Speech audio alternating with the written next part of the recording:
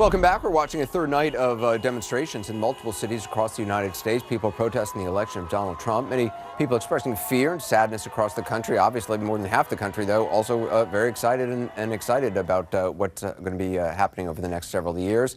We'll be keeping an eye on the protests, continue covering them throughout the night. One of the many statements that Trump made that did not sit well with many people. Last December, Trump called for a total and complete shutdown, a temporary one, of Muslims entering the United States until we could, quote, figure out what is going on, end quote. Over the summer, he lashed out at the parents of a slain Muslim American soldier. Both of these incidents sort of lost Trump the support of some Muslim American voters, but certainly not all. Asra Nomani wrote an opinion piece in the Washington Post that says she's one of the silent, secret Trump supporters, though she's now neither silent nor secret. She wrote in part, quote, "This is my confession and explanation. I, a 51-year-old, a Muslim, an immigrant woman of color, and one of those silent voters for Donald Trump, and I'm not a bigot, racist, chauvinist, or white supremacist, as Trump voters are being called, nor part of some white lash." Asra Nomani joins me tonight. So, Asra, explain why you voted for Donald Trump. What made you, as a Muslim woman, choose him over Secretary Clinton? The condition of my life has not improved over the last 8 years, and I'm a lifelong Democrat. I'm a lifelong liberal. I believe in progressive values. And so I wanted a new opportunity for change. What I hope will happen, most importantly for me as a Muslim, is that we will deal honestly, without obfuscation, on the issue of Islamic extremism. That's been my greatest disappointment over the last 8 years. We've been doing this dance.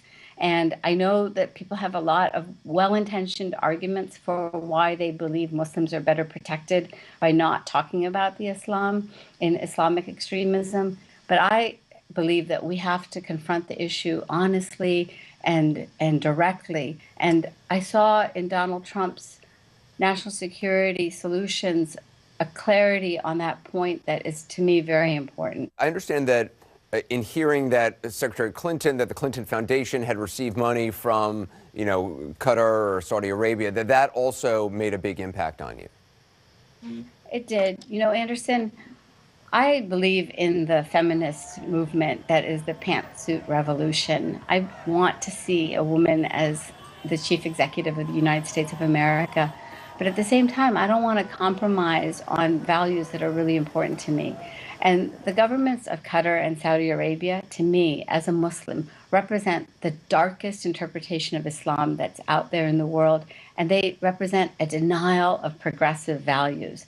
That's my moral consistency. And when I saw that first memo that showed the documentation of money from the governments of Qatar and Saudi Arabia to the Clinton Foundation, I was so distressed.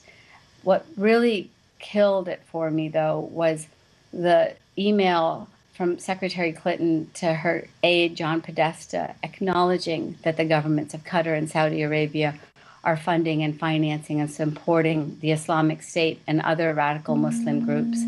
That's the kind of honesty that I want to see in policy. And unfortunately, for whatever reasons, I haven't seen that delivered in the Democratic platform on solving this issue of terrorism in our world today. When, obviously, we've talked to a number of Muslim Americans who expressed fear about Donald Trump, about some of the rhetoric that came up during the campaign, particularly the idea that initially that Donald Trump seemed to have of banning Muslims from coming into the a temporary ban, he called it, on Muslims coming to the United States until they figure out, what the heck was going on. He seemed to have kind of morphed that into bans on people from areas where there's Islamic terrorism. Did that concern you at all? Because the argument on that was not only is that un-American to ban people based on religion, but that it actually alienates the very people who we should be trying to bring closer in order to fight radical Islam, Islamic terrorism. Well, Anderson, I've watched you go from the streets of Orlando to Paris in the wake of this blood that has been spilled in the name of Islamic extremism. And it breaks my heart that we don't deal clearly and honestly with this problem that confronts us by thinking that we are protecting Muslims by not talking about it. That is the propaganda movement of the governments that want us to avoid a conversation on ideology.